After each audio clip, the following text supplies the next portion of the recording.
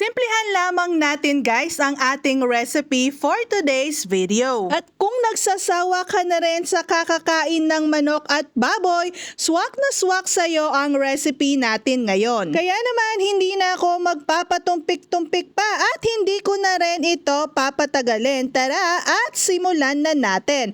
Ready ka na ba? Ang ating tagaluto nga pala for today's video guys ay ang aking Diyosawa na si Daddy Mac. At kung makikita ninyo guys, ayan at nagluto na nga siya kahit hindi pa nakaplay ang aking video. Sa isang kawali ay naglagay lamang siya ng bawang at sibuyas. Hihintayin niya lang na lumabas ang aroma ng ating bawang at sibuyas, tsaka na siya naglagay ng kamatis. Panoorin nyo ang video natin guys hanggang sa dulo, pero sana hindi kayo mahilo dahil walang tigil sa kakahalo yang si Daddy Mac sa kanyang mga niluluto. Naglagay na rin siya dito ng kalahating kutsara ng bagoong at yan ang magsisilbing pampaalat natin. Hinalo lamang ulit yan ni Daddy Mac, pagkatapos ay ilalagay na niya yung baboy na in-slice niya lamang sa maliliit. O alam nyo na ba guys kung ano ang susunod na gagawin dyan ni Daddy Mac? Syempre hahaluin niya ulit yan. O diba sabi ko na sa inyo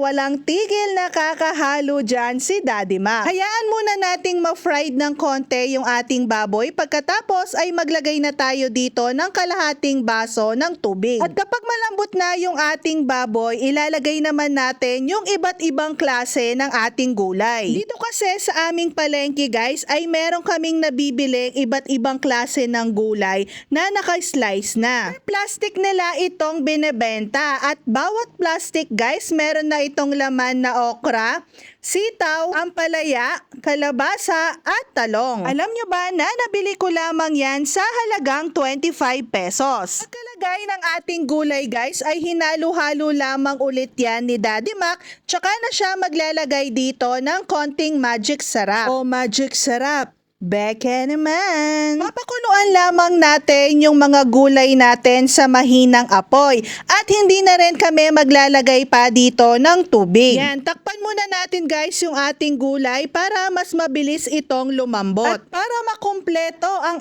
ating ulam for today's video, magpipirito rin kami dito ng bukid. Nilagyan ko lamang ng konting asin ang ating mga isda at hindi na ako naglagay ng anumang pangpalasa. Siguraduhin lamang ninyo guys na dadagdagan nyo na rin ang inyong sinaing dahil panigurado na mapapalaban na naman kayo sa pagkain nito. Pagkatapos ng ilang minutong pagpapakulo guys, heto at malambot na ang ating mga gulay. Ayan guys, so ready na ang ating pinakbet. Naku guys, nandito na naman ako sa pinaka-paborito kong part ng ating video, ang tikiman time. Kaya naman huwag na rin kayong magpapahuli guys at itry nyo na rin ang recipe na to. Ang recipe natin for today's video ay may 3M nga pala guys. Matipid, masarap, at masustansya. Kaya naman sa mga katulad kong nanay dyan guys, alam ko na bet